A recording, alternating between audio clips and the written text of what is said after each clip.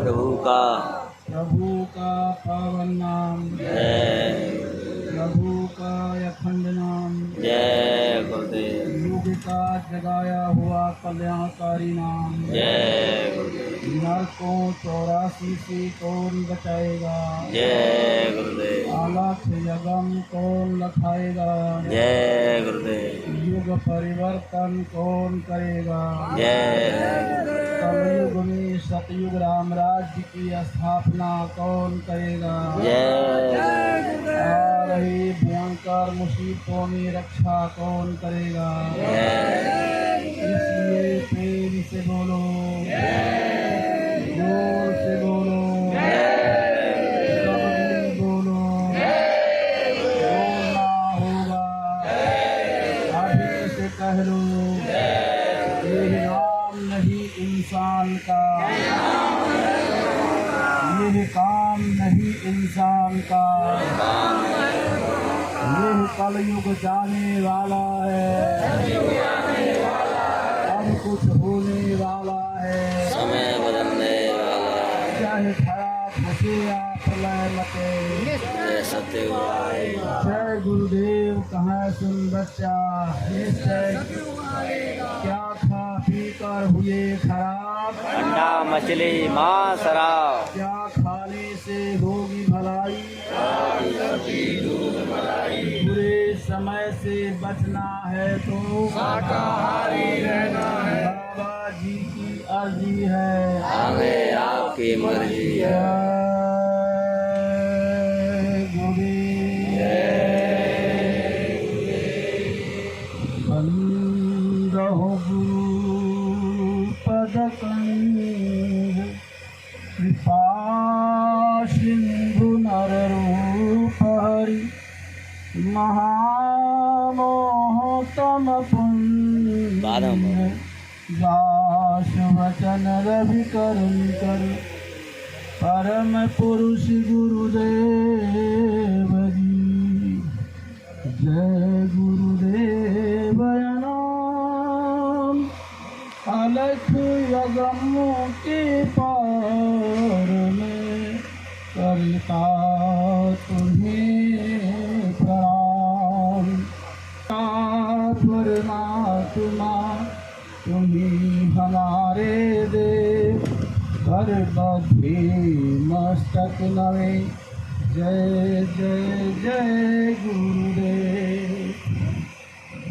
आध्यात्मिक रूप से विराजमान, सदा सर्वत्र हाजिर नाजिर, जीवात्माओं के सच्चे पिता, मानव धर्म की स्थापना करने एवं युगों युगों से सोई हुई जीवात्माओं को जगाकर निज घर पहुँचाने हेतु इस भारत की सर्जनी के अतिरिक्त भक्त के कामिल मुर्शिद, समर्थ गुरु, विश्वविख्यात, विश्व के प्रथम मसीहा, युग परिवर्तन, परम पूज्य स्वामी जी महाराज के चरणों में कोट कोट नमन, कोट कोट प्रणाम।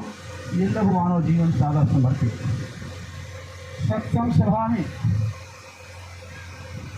पधारे तमाम प्रांतों एवं जनपदों से, पास पड़ोस से, गांव से आए हुए सभी सज्जन वृंद, धर्म प्रेमी, माता पिता, तुल्य बुजुर्गों, भाई बहन, बच्चे और बच्चियां, आप लोगों को चरणों में मेरा प्रणाम स्वीकार हो।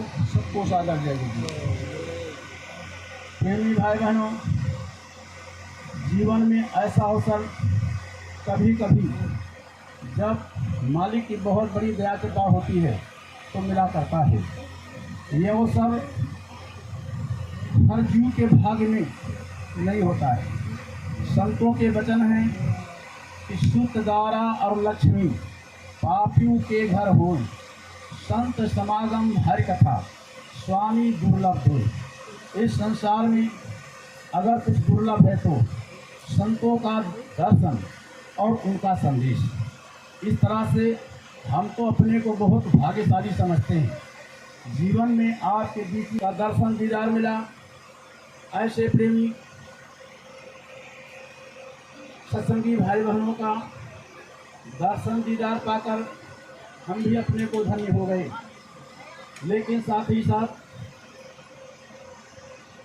हम अपने बीच में मंच का संचालन करने वाले भाई साहब का भी बहुत बहुत आभार प्रकट करता हूँ।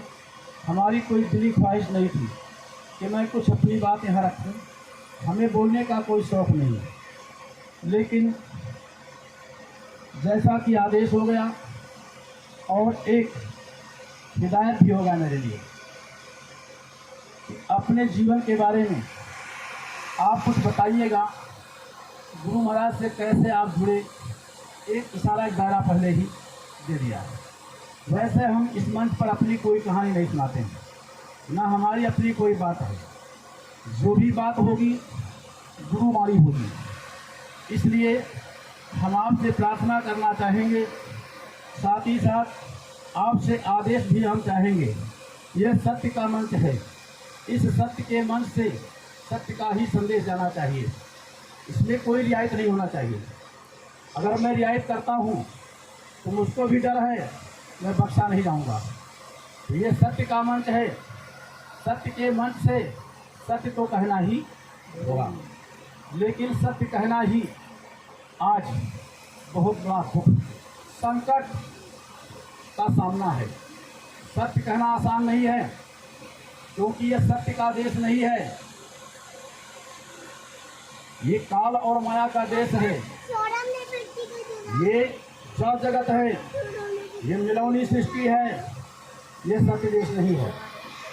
ऐसे सत्य देश से आकर के इस मृत्युलोक में, ऐसे झूठे जगत में जिन्होंने वादा किया है सत्य की स्थापना करने के लिए, वो कौन सी बात है जिसके लिए इन्होंने संकल्प किया है? कलयुग में कलयुग और कलयुग में सतयुग।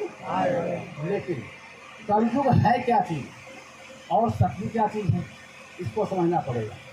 भाई साहब ने इशारा दिया अपने बारे में, मैं आपसे ये कहना चाहूँगा, देखो आज इन्होंने कह दिया है, कभी हम इस पर ध्यान नहीं दिया।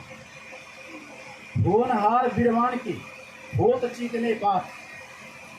मैं भी एक अच्छे खानदान में जन्म लिया हूँ, 7 पीढ़ी तक बीत गया होगा मेरे घर में, किसी गंदी चीज़ का सेवन नहीं हुआ।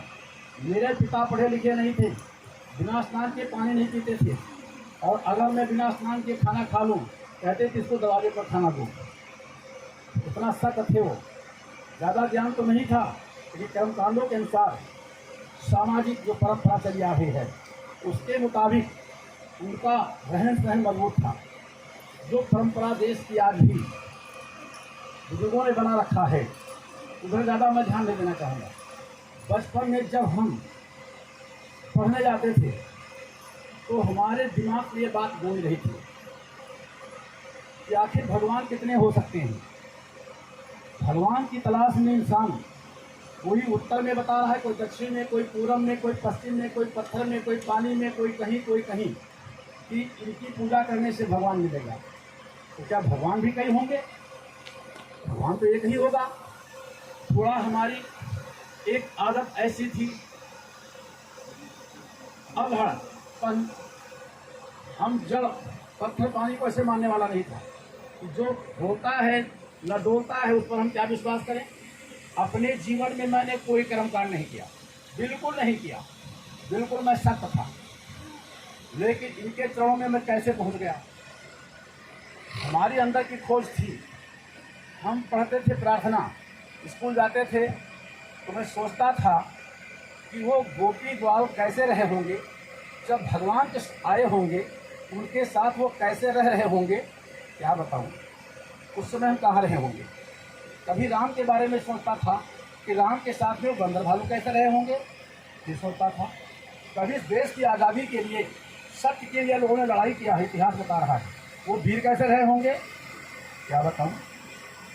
धन है नहीं, और अगर कोई नाजायज सताता है उसका बदला कैसे दिया जाए, उसका एक रास्ता और है। पहले तप किया जाए, तप करने के लिए कुछ धन अर्जित कर दिया जाए, देशाटन हो, तपस्या से बल अर्जित किया जाए, ऐसे गलत करने वालों को श्राप दे दिया जाए। ये नाचता रहता था। फिर मैं पढ़ता था कि वो गोपियाँ रोती थी भगवान कृष्ण के ब्याह में कि हमारे हरि हारी लकीर करी हमारे हरि हारी लकीर करी। बहुत मार्मिक पद है। दूसरा पद में पढ़ रहा था, तुम धूबन तुम कतरात हरे। जब गोपियों के बीच से भगवान कृष्ण चले गए तो रोती थी कि ऐ पेड़ पौधों, तुम इतने निर्लज हो कि तुमको शर्म नहीं आती है। तुम धूबन तुम कतरात हरे। विरह वियोग श्याम सुंदर के न खसी खिलौना जरे।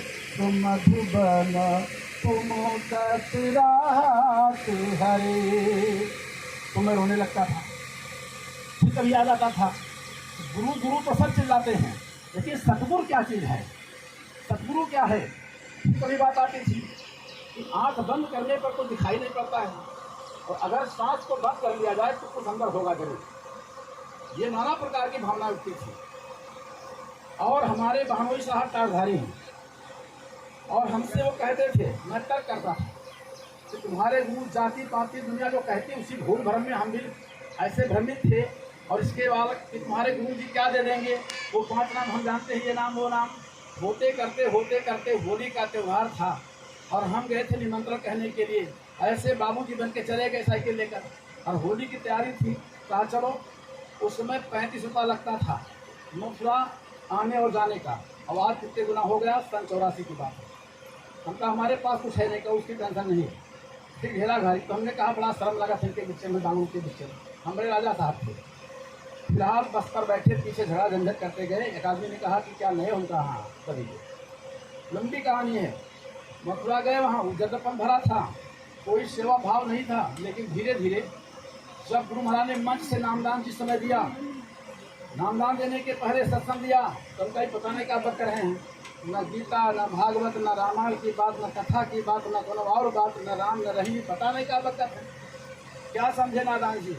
जब नामदान दिया, तो जब भजन करोगे आत्मा आपकी सैर करेगी। और चौंक गए, अरे ये तो इतना बढ़िया रास्ता, ना हेलीकॉप्टर ना कुछ, ऐसे बैठो आराम से चले जाओ, तो बहुत बढ़िया रास्ता है। तो पीपल के पास में गया, नामदान लिखाया, और नामदान लिखाने के बाद अंदर बात बैठ गई। साल भर फिर भटकते रहे, क्योंकि अंदर तो बीजारोपण हो ही गया है, भटक रहा हूँ।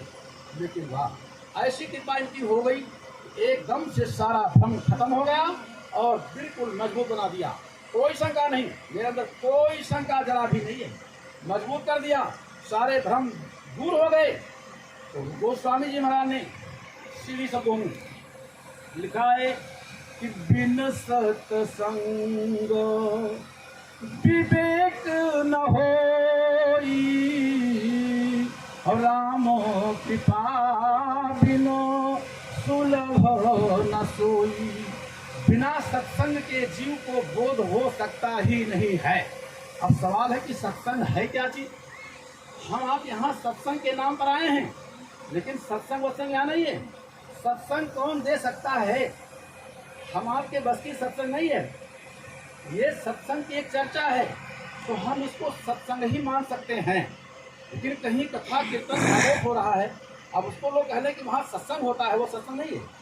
जहाँ नाम की महिमा हो, आत्मा परमात्मा की चर्चा हो, गुरु की महिमा हो,